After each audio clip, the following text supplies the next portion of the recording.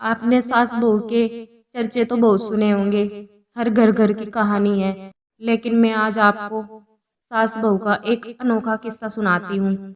सास बहू के रिश्ते मीठे तो बहुत होते हैं, परंतु बातें कड़वी होती है। मीरा की शादी को 1 महीना ही होता है। सास बहू की बातों में किसी न किसी काम को लेकर कड़वाहट हो जाती है। सास बहू को चाय बनाकर लाने के लिए कहती है।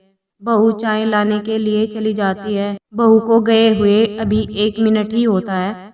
इधर सास चिल्लाने लगती है, बहू कहाँ मर गई, अभी तक चाय बनाकर क्यों नहीं लाई। बहू एक संस्कारी परिवार से थी।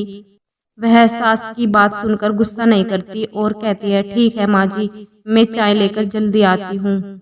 बहू चाय के साथ पकौड़ी भी बनाकर ले आती है। सासू माँ पकौड़ी देखकर चिल्लाने लगती है, पकौड़ी में तेल खिलाकर क्या मुझे मारोगी। बहू कहती है, ठीक है माँ जी, मैं ले जाती हूँ।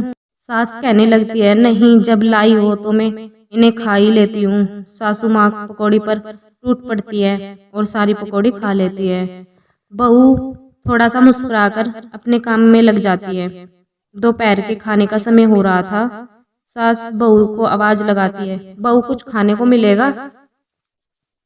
बहू घर के काम में व्यस्त थी। जब अंदर से कोई आवाज नहीं आती तो सास दोबारा से चिल्लाती है, मर गई क्या, मुझे भी भूखा मारोगी, कुछ खाने का हो तो दे दो।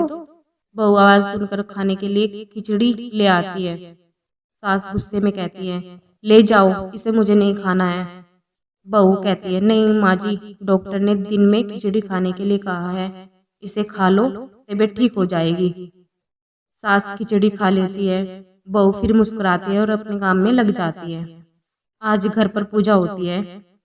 बहू सुबह 5 बजे से उठकर घर की साफ सफाई करती है, स्नान करके पूजा के लिए फूल लाती है, फूलों की माला बनाती है, भोजन में स्वादिष्ट पकवान बनाती है। दोपहर के 12 बज जाते हैं, पूजा शुरू हो जाती है। पंडित जी आरती करते हैं। सासू माँ फिर चिल्लाने लगती है, बहू ये नहीं है, वो सामान नहीं है। बहू जल्दी जल्दी सारे सामान को लेकर आती है। पंडित जी ने आरती के लिए सबके हाथों में थाली दी। सब आरती कर रहे थे। आरती की थाली बहू के हाथों में दी गई। पकवान बनाने के कारण बहू के हाथ तेल लग जाने से चिकने हो गए थे, जिस कारण से आरती की थाली बहू के हाथों से फिसलकर नीचे गिर गई। सारे लोग तरह तरह की बातें करने लगे, कैसी बहू है, इसे कुछ आता नहीं, एक आरती की थाली भी संभाल नहीं सकी। घर आए सभी मेहमान बातें बनाने लगे। अब शगुन हो गया, आरती की थाली गिरा दी। पूजा समाप्त हो गई थी। खाना खाने का समय हो गया। सभी मेहमान खाना खाने के लिए बैठ गए। सबको खाना परोसा जाने लगा। बहू सभी को दौड़ दौड़ कर खाना देती और पानी देती। बहू ने अच्छे से सबको खाना खिलवाया। कुछ ने बहू की तारीफ की तो कुछ ने खाने में कमियां निकाली। खाने में नमक कम है, मिर्च ज्यादा है, तेल कम है, तेल ज्यादा है, ऐसी ऐसी बातें करने लगे। भोजन अच्छा नहीं बना। बहू ये सब बातें सुनकर मुस्कुराकर अपने कमरे में चली जाती है, किसी को कुछ नहीं कहती। आस पड़ोस की औरतें बातें बनाने लग जाती है और कहती है मैं कि देखो तुम्हारी बहू कैसी है, उसे खाना बनाना तक नहीं आता है, वो किसी काम की नहीं है, लड़के की दूसरी शादी करा दो, इस गवार बहू से तुम्हें छुटकारा मिल जाएगा। सासू माँ को पड़ोसनों की बात सुनकर गुस्सा आता है और वह कहती है, देखो मेरी बहू के बारे में कुछ भी कहने की जरूरत नहीं है, तुम्हारी जीभ खींच लूंगी अगर मेरी बहू के बारे में एक शब्द भी कहा, निकल जाओ यहाँ से।